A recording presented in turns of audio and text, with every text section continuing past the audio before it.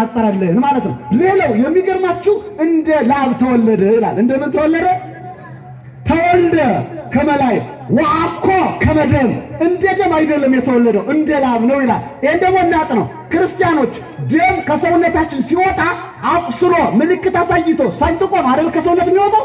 ላብ ግን ወይም ወዝ የምንለው ከሰውነታችን ሲወጣ ሰውነታችን ሳያቆስል ነው። አቁስሎ ነው እንደ ሰውነታችን የሚወጣ በታተመ ፊት ላይ። አሁን ለምሳሌ ፀሐይ ነካ ሲያረጋችሁ ላብ ከግንባራችሁ ይወጣል አይደል? በታተመ ፊት ላይ ቆዳ ሳይሰነጥቅ በህቱም ገጽ ላይ ላብ ይወጣል።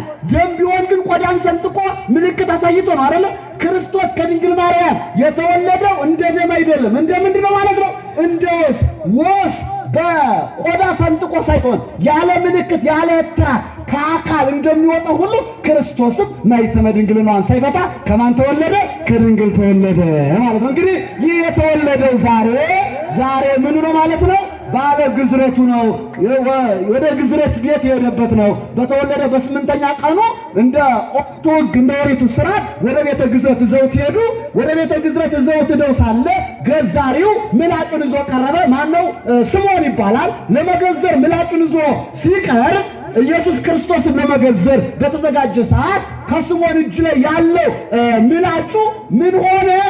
ውሃ ሆነና ቀለጠ ማለት ነው። ክርስቶስ ግን ሲታይ በራሱ የተገረዘው ነው ተገኝቷል። ምላጭ ከአካሉ ላይ አላረፈበትም። ለምን? ከዕለተ ዓርብ በፊት ቀድሞ ደሙ ምን ስለማይሆን ደሙ ስለማይፈስ ማለት ነው። ወደ ቤተ ግዝረት ገባ እንጂ በምላጭ አካሉ አልተቆረጠም፣ አካሉ አልተነካም። ግን ራሱ የተገረዘው ሆኖ ተገኝቷል። ገዛሪው እጅ ላይ ያለው ምላጩ ግን ውሃ ሆኖ ሟምቷል ማለት ነው። እዚህም ስሙን ማን ብለው ጠሩት? ኢየሱስ ብለው ጠሩት ማለት ነው። የኢትዮጵያ ኦርቶዶክስ ተዋሕዶ ቤተክርስቲያን ኢየሱስ ክርስቶስን ታመልካለች። ኢየሱስ ክርስቶስን አታመልክም የሚሉ ሰዎች ይሄ ምስክር ነው።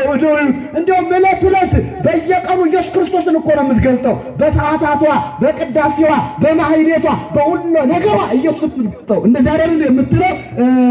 ስብሐት ለከ ኢየሱስ በአፈ ኩሉ ውዱስ፣ በሁሉ አፍ የምትመሰገነው ኢየሱስ ምስጋና ለአንተ ይሁን። ስብሐት ለከ ኢየሱስ ቀዳሴ ሥጋ ወነፍስ፣ ነፍስና ሥጋን የምትቀድሰው ኢየሱስ ክርስቶስ ምስጋና ለአንተ ይገባል ይላል። ስብሐት ለከ ኢየሱስ ለርሑቃን ልብስ፣ ለተራቆቱት ልብሳቸው የሆንከው ኢየሱስ ለአንተ ምስጋና ይገባል። ስብሐት ለከ ኢየሱስ ቃለ ስብሐት ለከ ኢየሱስ ዘይትሳር ንጉሥ አይደለ?